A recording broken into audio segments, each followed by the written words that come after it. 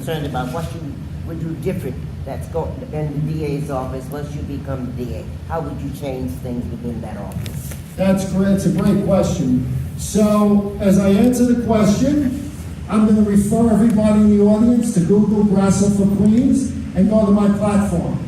The first 3 items on my platform: victims' rights, quality of life, mental health bureau. Number 1, victims are not being treated fairly, in my opinion, by the Queens DA's office right now. I've heard horror story after horror story of people who are victims of serious crime. They don't know which DA has the case. They don't know the status of the case.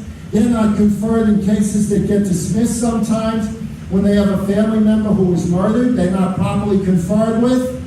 Victims are going to be part of the equation when I'm district attorney. Quality of life.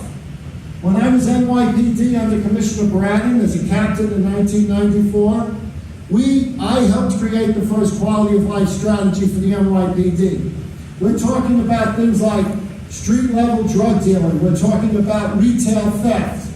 We're talking about assault. We're talking about fare evasion. A whole plethora of that. We created a strategy to begin to hold people accountable for those crimes, with the theory that if we could take care of those things, we could bring down major crime. And it worked remarkably well. However, I also have a mental health bureau as a major part of my platform. You'll see that when you bring it up.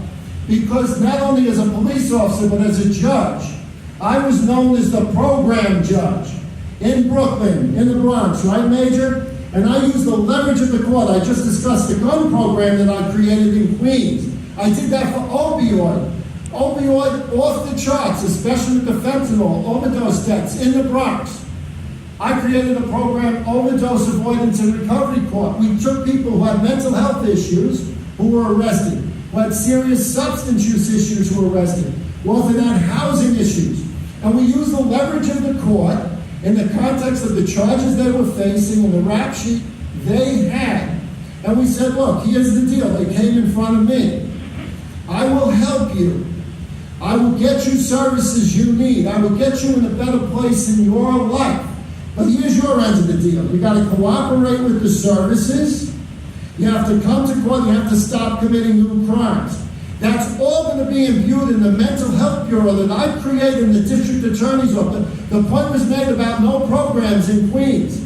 We need to restart that, and we will restart it with a mental health bureau. And we will assess all of the cases in the inventory to see if we have open cases in Queens Supreme Court pending in my office where we think we have a serious nexus with the individuals committing of the crime and a mental health issue. And then I will give them the helping hand, the opportunity, if they are deemed appropriate and not deemed to be a present risk to the community, to embrace services. But they will have to embrace those services because this can be very serious. They're going to have to be evaluated properly. If there's medication, they're going to have to deal with that. Then what I will do is I will try and off-ramp them from jail and get them in a better place in their life. Those are the things I will do differently. It's all on my platform. Great question.